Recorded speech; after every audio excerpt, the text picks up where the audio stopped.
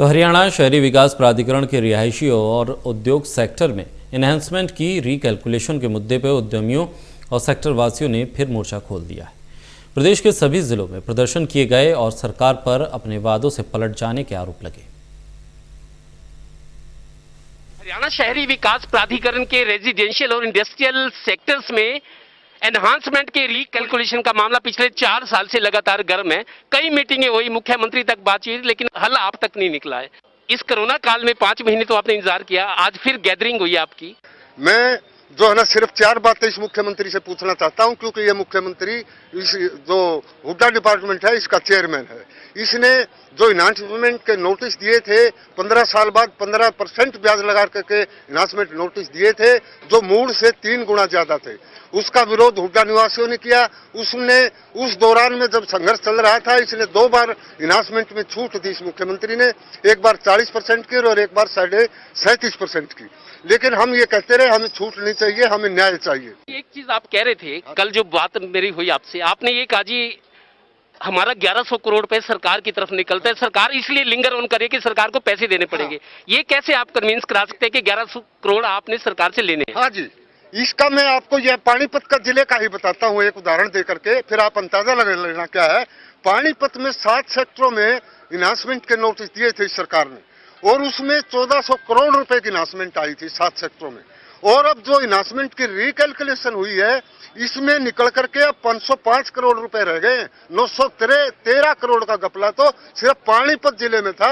आप पूरे प्रदेश और गुड़गांव और फरीदाबाद, हिसार और पंचकुला लगा के देखे कितने अरबों रुपए का घोटाला बनता है। घोटाले की बात करें, घोटाला अफसर लेवल पे हुए, सरकार में बैठे लोग भी शामिल हो सकते हैं। आपको देखो, इसमें तो ज्यादातर अधिकारियों का ही ज्यादा रोल होता है। जब अधिकारी होते हैं तो नेता तो अपने आप ही लाइन में आ जाते हैं, क्योंकि बिना नेताओं के अधिकारी भी कुछ नहीं करते। पर जो मुद्दा है बेसिकली अब ये रिकैलकुलेशन का है। पहले अनाउंसमेंट थी, खुद मुख्यमंत्री विधानसभा में बात करते हैं, मुकर जाते हैं, ये बड़ी अजीब सी बात है।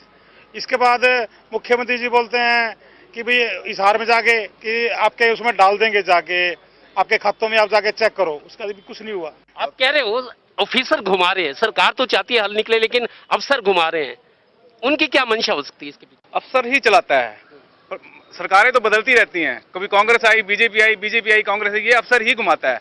अफसर तो 50 साल पुराने हैं, उनको सारा पता है भी कैसे करना है। आप एक बात बताओ, मैं आपके माध्यम से ये पूछना चाहता हूँ, भाई ये मेक इन इंडिया कैसे बनेगा? हम सारे अपनी अपनी इंडस्ट्री छोड़ के यहाँ बैठे हैं, हम व्यापार करेंगे या यहाँ पे कैलकुलेशन करके? ये आज की जो ये सभा है, ये आज का जो आंदोलन है, ये आज की जो असेंबली हुई है, वो इसलिए हुई है कि हम लोग 24/8/20 को भाई यशवीर मलिक के नेतृत्व में एक प्रतिनिधि मंडल इन्हांसमेंट के विषय में सीए हुड्डा से मिलने के लिए, पंकज यादव जी से मिलने के लिए गया था। उन्होंने ये कह के बात खत्म कर दी कि मुख्यमंत्री से हमें ये स्पष्ट निर्देश हैं कि आप लोगों से बात नहीं करनी। तो ये अब जो आप बात मुझे पूछ रहे थे कि भाई सरकार इसमें इन्वॉल्व है या अफसर इन्वॉल्व है, इससे तो साबित होता है कि ये दोनों संगठित रूप से काम कर रहे हैं। इनकी बातों से ये लग रहा है सरकार डिवाइड एंड रूल यहाँ भी ये फार्मूला अप्लाई कर रही है। हाँ जी, ऐसा है जी, ये तो वही कहावत होगी, अंधेर नगरी चौपट राजा, टके शेर बाजी टके शेर खाजा। यहाँ 3 साल से संघर्ष हो रहा है और परिवारों से, घरों से, इंडस्ट्रियों से लोग निकल के आए हुए हैं। 3 साल से हम लड़ रहे हैं, सड़कों पे है, हमारा सुनने वाला कोई नहीं है। अगर हम वहां पर अपनी ग्रीवेंसेस लेके जाते हैं तो दरवाजे बंद कर दी जाते हैं कि मुख्यमंत्री ने साफ कहा है कि हम आपसे बात नहीं करेंगे। क्या लगता है कितने ये समस्या का हल कितने % हुआ है, कितना मामला अभी रहता है और इस तरह से रुलाया जाएगा आपको? ऐसा अभी समस्या अगर सरकार चाहे तो 1 दिन में खत्म कर सकती है, क्योंकि लगभग पूरे हरियाणा के सभी सेक्टरों से रिकैलकुलेशन पूरी होके और इनके पास पहुंच चुकी है। अब तो सीए हुड्डा ने उसको बस साइन करके और लागू करना है। हुड्डा के रेजिडेंशियल सेक्टर्स में और इंडस्ट्रियल सेक्टर्स में बहुत प्रतिष्ठित परिवार, प्रतिष्ठित लोग रहते हैं और अच्छा खासा कारोबार करते हैं, लेकिन रिकैलकुलेशन और इन्हांसमेंट के मुद्दे पर ये लोग लगातार उलझे हुए हैं और सवाल उठा रहे हैं कि सरकार मान लेने के बाद फिर पलट जाती है। सरकार की साख पर भी सवाल खड़े हो रहे हैं। कैमरामैन संदीप नामुंडा के साथ Devendra Kathoria, total news, Panipat bureau.